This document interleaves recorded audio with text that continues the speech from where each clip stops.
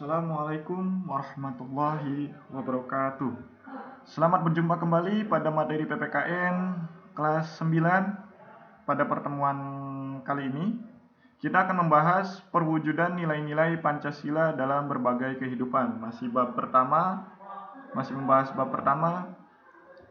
Nah, yang akan kita bahas kali ini lebih khususnya adalah perwujudan nilai-nilai Pancasila dalam bidang politik dan hukum, bidang ekonomi, bidang sosial budaya, bidang pertahanan dan keamanan.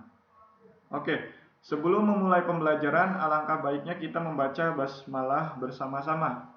Bismillahirrahmanirrahim. Oke. Perkembangan bidang politik meliputi persoalan lembaga negara, hak asasi manusia, demokrasi, dan hukum. Pembangunan negara Indonesia sebagai negara modern salah satunya adalah membangun sistem pemerintahan yang sesuai dengan perkembangan zaman. Nah, demokrasi yang negara kita kembangkan adalah demokrasi Pancasila. Nah, suatu sistem demokrasi yang tumbuh dari tradisi nilai-nilai budaya bangsa. Nah, jadi demokrasi yang dilaksanakan di Indonesia itu berbeda dengan demokrasi yang diterapkan oleh bangsa-bangsa lain, oleh negara-negara yang lain. Nah, demokrasi yang kita punya itu disesuaikan atau tumbuh bersama tradisi dan budaya serta nilai-nilai yang berlaku dalam kehidupan sehari-hari pada bangsa Indonesia. Nah, demokrasi Indonesia, demokrasi Pancasila ini mengutamakan musyawarah mufakat dan kekeluargaan. Seperti itu.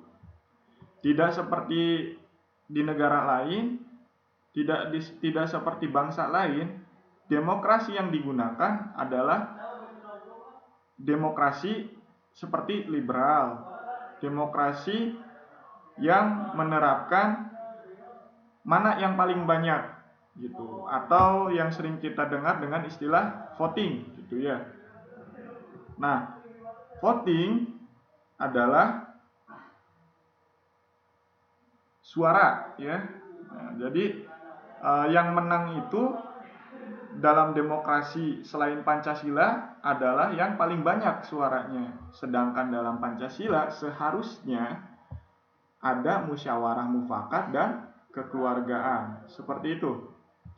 Demokrasi Pancasila tidak berdasarkan dominasi mayoritas maupun tirani minoritas, seperti itu. Jadi dilakukannya dengan musyawarah mufakat dan kekeluargaan. Sistem yang mengutamakan kekeluargaan bukan sistem oposisi yang saling menjatuhkan serta mengutamakan kepentingan individu dan golongan. Seharusnya demokrasi Pancasila harus berdiri tegak di atas landasan musyawarah mufakat dan kekeluargaan. Gitu, bukan demokrasi layaknya yang diterapkan di negara lain. Itu adalah perwujudan nilai bidang politik dan hukum di Indonesia. Nah, seperti itu. Lanjut. Perwujudan nilai bidang ekonomi, perwujudan nilai-nilai Pancasila dalam bidang ekonomi.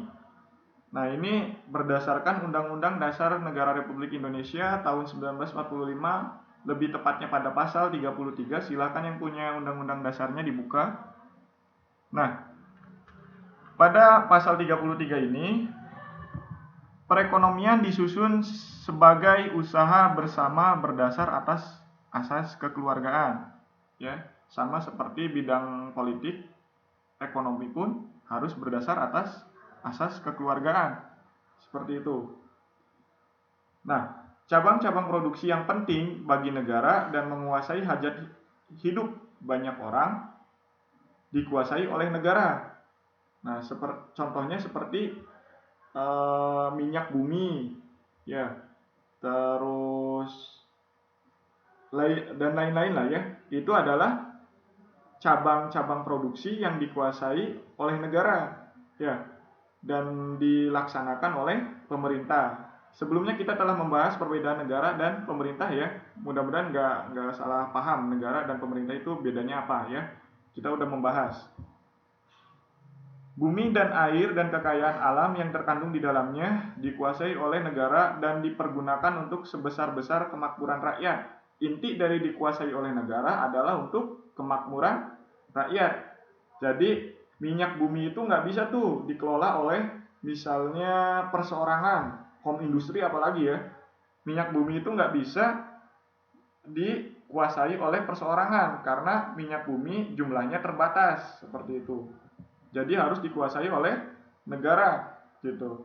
Selain untuk menunjang kehidupan bernegara, maksudnya keuangan negara, dikuasainya oleh negara, dikuasai cabang-cabang produksi ini adalah untuk agar merata ya kekayaan alam yang terkandung di dalam di Indonesia itu ya dibagikan secara merata seperti itu. Perekonomian nasional diselenggarakan berdasar atas demokrasi ekonomi dengan prinsip kebersamaan, efisiensi, berkeadilan, berkelanjutan, berwawasan lingkungan, kemandirian, serta menjaga keseimbangan, kemajuan, dan kesatuan ekonomi nasional. Seperti itu. Oke, lanjut. Nah, perwujudan nilai-nilai Pancasila dalam bidang sosial budaya.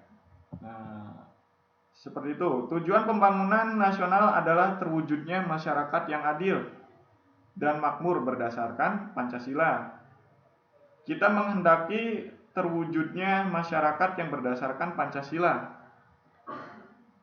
Nah, masyarakat di sekitar kita selalu mengalami perubahan sosial dan budaya. Agar perubahan tersebut tetap terarah pada terwujudnya masyarakat berdasarkan Pancasila, sistem nilai sosial dan budaya dalam masyarakat dikembangkan sesuai dengan nilai-nilai Pancasila. Nah, sistem nilai sosial yang ada dalam masyarakat Indonesia terus dikembangkan agar lebih maju dan modern. Seperti itu. Namun, modern ini jangan sampai disalahartikan menjadi westernisasi atau budaya kebarat-baratan seperti itu.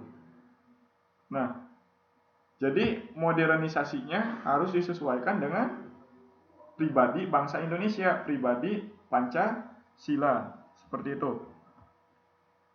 Nah, nilai-nilai sosial yang sudah ada dalam masyarakat yang sesuai dengan Pancasila seperti kekeluargaan, ini dari dulu, musyawarah, serta gotong royong. Nah, terus dipelihara dan diwariskan kepada generasi muda.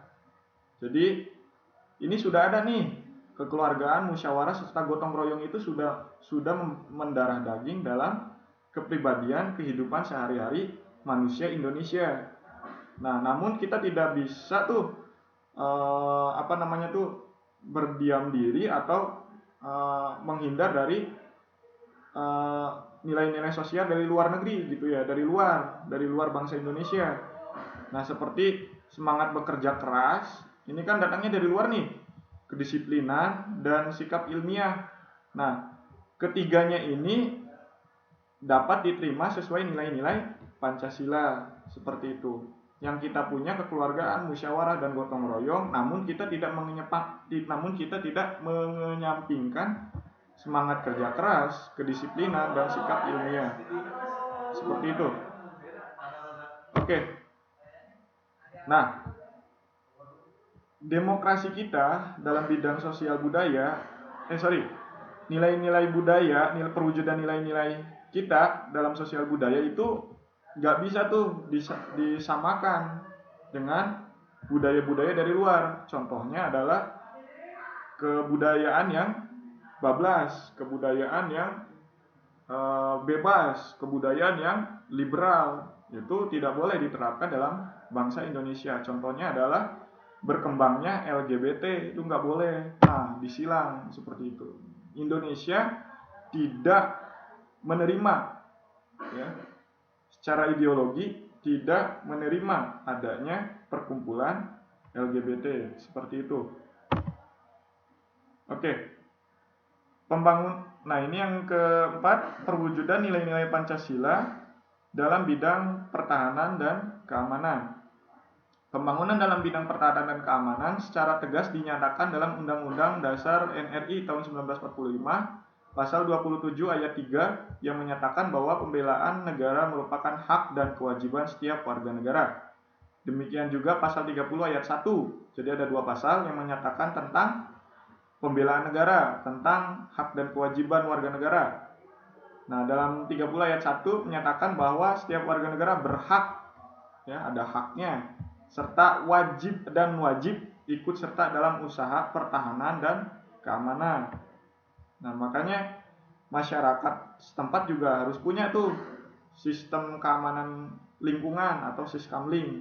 Itu adalah upaya untuk mempertahankan pertahanan dan keamanan negara Indonesia dalam ruang lingkup lebih kecil gitu ya.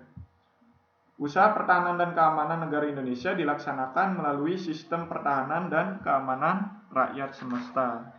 Seperti itu. Oke. Alhamdulillah kita sudah pada akhir slide. Nah, untuk tugasnya ini silakan baca sendiri. Nah, ini per kolom. Nanti kalau di buku boleh beda lagi lah ya. Kalau misalnya terlalu kecil kolomnya, silakan bikin sebagus mungkin lah ya. Mau dibikin kolom atau dibikin berjejer ke bawah, nggak apa-apa, terserah. Yang penting ini sesuai ininya ya, poin-poinnya. Nah, perbuatan yang tidak sesuai dengan Pancasila, ini contohnya, bermesraan dengan yang bukan muhrim atau berbuat asusila, ini adalah pelanggaran sila kedua. Akibatnya, misalnya hamil di luar nikah atau menjadikan anak tanpa ayah. Faktor penyebabnya kurang pendidikan seksual dan agama atau pergaulan bebas. Nah, upaya pencegahannya atau preventifnya, berikan pemuda informasi yang benar mengenai hukum berkholwat dan pacaran itu tidak baik. Nah, itu preventifnya atau pencegahannya. Nah, upaya pemulihannya ini ada dua, represif dan kuratif. Nah, kalau represif itu sanksinya, ya, dikasih sanksi.